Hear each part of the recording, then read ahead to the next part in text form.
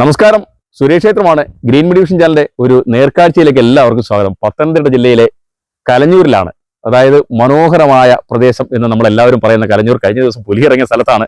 ഇങ്ങനെ പുലിയുടെ കൂടൊക്കെ വെച്ചിരിക്കുന്ന ഷൂട്ട് ചെയ്യാനായിട്ട് ഇങ്ങനെ പോകുന്ന വഴിക്ക് തട്ടാർക്കുടി എന്ന് പറയുന്ന ഒരു സ്ഥലത്ത് ഇവിടെ ഒരു ഭഗവതി ക്ഷേത്രമുണ്ട്. മനോഹരമായ സ്ഥലമാണ്. ആനകൾ ഇറങ്ങുന്ന സ്ഥലം ബാക്കിൽ കാണാം. പിന്നിൽ വനപ്രദേശമാണ്. അപ്പൊ ഇങ്ങനെ വരുമ്പോഴാണ് ഞങ്ങൾ ഒരാളെ കാണുന്നത്. ഒരു കുഞ്ഞു വീടിന്റെ മുറ്റത്ത് ഒരു ആളിങ്ങനെ നിൽക്കുകയാണ്. അതായത് നമ്മുടെ ഗോപാലൻ ചേട്ടൻ, 60 വയസ്സുള്ള ഗോപാലൻ ചേട്ടന്റെ വീടാണ് ഈ കാണുന്നത്. എന്തൊക്കെയായാലും ചേട്ടൻ അടിപൊളിയാണ് കേട്ടോ. 60 വയസ്സ് കഴിയുന്ന ചേട്ടന് ഒരു പ്രശ്നമുണ്ട് എന്ന് പറഞ്ഞാൽ നിങ്ങൾ എന്താ വിചാരിക്കുക? ഒരു അസുഖവുമില്ല. അതാണ് ചേട്ടന്റെ പ്രശ്നം. കാരണം സാധാരണ നമ്മുടെ ഒരു മനുഷ്യൻ 40 വയസ്സ് കഴിഞ്ഞാൽ അസുഖങ്ങളായി മരുന്ന് കഴിക്കുന്ന സമയത്ത് ചേട്ടന് ഒരു അസുഖവുമില്ല. ഗോപാലൻ ചേട്ടന് കൊളസ്ട്രോൾ ഇല്ല, ഷുഗർ ഇല്ല, പ്രഷർ ഇല്ല. ഉണ്ടോ ചേട്ടാ? ഒന്നുമില്ല അല്ലേ? എന്താ കഴിക്കുന്നേ? കഞ്ഞിയാണോ ആരോഗ്യത്തിന്റെ രഹസ്യം? കഞ്ഞിയാണ് ആരോഗ്യത്തിന്റെ രഹസ്യം. അപ്പൊ ഗോപാലൻ ചേട്ടൻ എത്ര വർഷമായിട്ട് ഇതിനകത്ത് താമസിക്കുന്നത്? ഈ വീട്ടില് 12 വർഷമായിട്ട് ഈ വീട്ടിൽ താമസിക്കുക. നമുക്ക് വല്ല ആധാർ കാർഡോ അങ്ങനെയുള്ള വോട്ടിംഗ് ഒക്കെ ഉണ്ടോ? വോട്ടുണ്ട്. അത് വോട്ടുണ്ട്. റേഷൻ കാർഡ് ഉണ്ടോ? റേഷൻ കാർഡ് ഇല്ല. പിന്നെ ചേട്ടനെ കൊണ്ട് ആരാ വോട്ടിടിക്കാൻ കൊണ്ടുപോകുന്നത്? നേരത്തെ ഉള്ളത്. അപ്പൊ ചേട്ടന് ഭാര്യയും ഒരു മോളേ ഉള്ളു. മോളെ കല്യാണം കഴിച്ചു. ഭാര്യ മക്കളെ കൂടാണ്.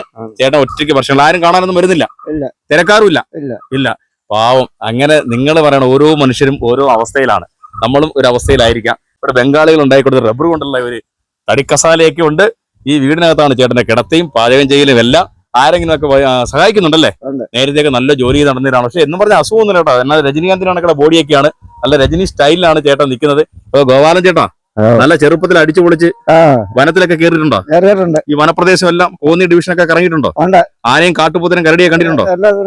ഒരു കുഴപ്പമുണ്ടായിട്ടില്ല. പുലിയെ കാണാറുണ്ടായിരുന്നോ? പുലിയെ കണ്ടിട്ടില്ല. ഇല്ല. ആന എപ്പോഴും ഈ ഭാഗത്തൊക്കെ വരുന്നുണ്ട്. എപ്പോഴും ആന വരുന്ന സ്ഥലമാണല്ലേ? അപ്പൊ ഈ ഭാഗത്തൊക്കെ രാത്രി കിടന്നുറങ്ങുമ്പോ എന്തെങ്കിലുമൊക്കെ വന്നാൽ ആരെങ്കിലും വരുമോ? എങ്ങനെ വിളിക്കും ആൾക്കാരെയൊക്കെ? ഒന്നും ഇല്ലല്ലോ. അത് ശരി. അപ്പൊ നമ്മുടെ ഈ കുടിലിനകത്ത് നമ്മള് സുസ്ഥം ഗൃഹഭരണം എന്ന് പറയുന്ന പോലെ ഇങ്ങനെ ഒരു കുഞ്ഞു കുടിലിനകത്ത് നമ്മുടെ ഇതൊരു കൊട്ടാരമാണ്. അപ്പൊ ഇങ്ങനെയുള്ള യാത്രാക്കാഴ്ചകൾ, ഇങ്ങനെ മനോഹരമായ ഹൃദയസ്പർശിയായ ഒരുപാട് കാഴ്ചകൾ എനിക്ക് നേരിൽ കാണാൻ കഴിഞ്ഞിട്ടുണ്ട്. ഇപ്പൊ ഗ്രീൻ മീഡിയ വിഷൻ പ്രേക്ഷകർക്ക് വേണ്ടിയിട്ടാണ് ഞാൻ പത്തനംതിട്ട ജില്ലയിലെ കലഞ്ഞൂർ പഞ്ചായത്തിലെ തട്ടാർ കുടി എന്ന് പറയുന്ന സ്ഥലം, ഈ പൂമരത്തിൻ കുടിയിലേക്ക് പുലിയെ പിടിക്കാൻ കൂട് വെച്ചിരിക്കുന്ന സ്ഥലത്തേക്ക് ഞങ്ങൾ പോകുന്ന വഴിക്കാണ് ചേട്ടനെ കണ്ടത്. ഞങ്ങൾ ഒന്നും കഴിച്ചില്ല. ചേട്ടൻ പറയും നേരത്തെ വന്നിരുന്നെങ്കിൽ കഞ്ഞിയും അച്ചാറും തരുമായിരുന്നു. ഉള്ളതായാലും മതിയായിരുന്നു. പക്ഷെ എന്ത് ചെയ്യാൻ, ലേറ്റ് ആയിപ്പോയി. ഇത് കാണുമ്പോൾ വീഡിയോ എടുക്കാൻ പറഞ്ഞ് നിങ്ങൾ ആരെങ്കിലും വരുന്നെങ്കിൽ ചേട്ടനെ സഹായിക്കുക, ചേട്ടനെ കണ്ട് വിഷ് ചെയ്ത് എന്തെങ്കിലുമൊക്കെ മേടിച്ചുകൊണ്ട് കൊടുക്കണമെന്ന് ഞാൻ പറയും. കാരണം നിങ്ങൾ പലരും, ഒരുപാട് പേര് പലയിടത്തും ഇങ്ങനെ ചാരിറ്റിയുടെ പേരിലൊക്കെ ഒരുപാട് പേർക്ക് ഓരോ സാധനങ്ങൾ കൊടുക്കും. ചാരിറ്റി ഒന്നുമല്ല കേട്ടോ. ഞങ്ങൾ വന്ന വഴിക്ക് ചേട്ടനെ കണ്ടതാണ്. തീർച്ചയായിട്ടും നിങ്ങൾ ഈ ചേട്ടനെ കാണണം. അപ്പൊ ചേട്ടാ, അപ്പൊ നമുക്ക് ഇനിയുള്ള സമയം അടിച്ചു പിടിച്ചു പോവാം. ആൾക്കാരൊക്കെ വരട്ടെ. എന്തേ? അപ്പൊ കുടുംബക്കാരൊന്നും ഇപ്പം വിളിക്കാറുമില്ല, പറയാറുമില്ല. മോളും വരത്തില്ല, ഭാര്യയും വരത്തില്ല. അപ്പൊ നല്ല ചെറുപ്പകാലത്തൊക്കെ അടിച്ചു പിടിച്ച് നടന്നേ അല്ലയോ? അങ്ങനെ ചെറുപ്പകാലത്ത് അടിച്ചു പിടിച്ച് നടന്നവർക്കൊക്കെ അവസാനം ഇങ്ങനെ ഒരു അവസ്ഥ ഉണ്ടാവുമെന്ന് മനസ്സിലാക്കണം. നമ്മളെല്ലാ മനുഷ്യർക്കും ഇങ്ങനെ ഒരു അവസ്ഥയുണ്ട്. ഞാൻ ഈ പാന്റും കോട്ടും ഷൂവും ഇതൊക്കെ ഇട്ട് നിൽക്കുന്ന ഇപ്പോഴൊക്കെ ഇടാൻ പറ്റും. അതുകൊണ്ടാട്ടോ. പിന്നീട് ഒരു സമയത്ത് ഒന്നും ഇടാൻ പറ്റത്തില്ല. ഈ സമയത്ത് പാന്റും കോട്ടും ഷൂവും ജാക്കറ്റും കിട്ടുന്ന എല്ലാം ഇടുക. നമ്മളെ പരമാവധി സന്തോഷിക്കുക. പിന്നെ വയസ്സ് ആയി കഴിയുമ്പോൾ ചിലപ്പോൾ മക്കള് നോക്കിയെന്നോ ഭാര്യ നോക്കിയെന്നോ ഒന്നും വരത്തില്ല. ഇതുപോലെ ഒറ്റയ്ക്ക് കുടിലും കിട്ടിയൊക്കെ ചിലപ്പോൾ കിടക്കുമ്പോൾ നാട്ടുകാരായിരിക്കും സഹായിക്കുന്നത്. അപ്പോൾ നമ്മുടെ ചേട്ടൻ ഹാപ്പിയാണ്, അടിപൊളിയാണ്. അപ്പൊ ചേട്ടാ, ഞങ്ങൾ ഇനിയും വരും. നമുക്ക് വീണ്ടും കാണാം. അപ്പൊ ഓക്കെ. ഇനി അടുത്ത പ്രാവശ്യം വരുമ്പോ ഞാൻ കഞ്ഞി വെച്ച് തരണം കേട്ടോ. ഓക്കെ. അപ്പോ നമ്മുടെ ഗോപാലൻ ചേട്ടന്റെ വിശേഷങ്ങൾ എല്ലാരും കണ്ടല്ലോ. എല്ലാവരും ഒന്ന് ഹെൽപ്പ് ചെയ്യണം.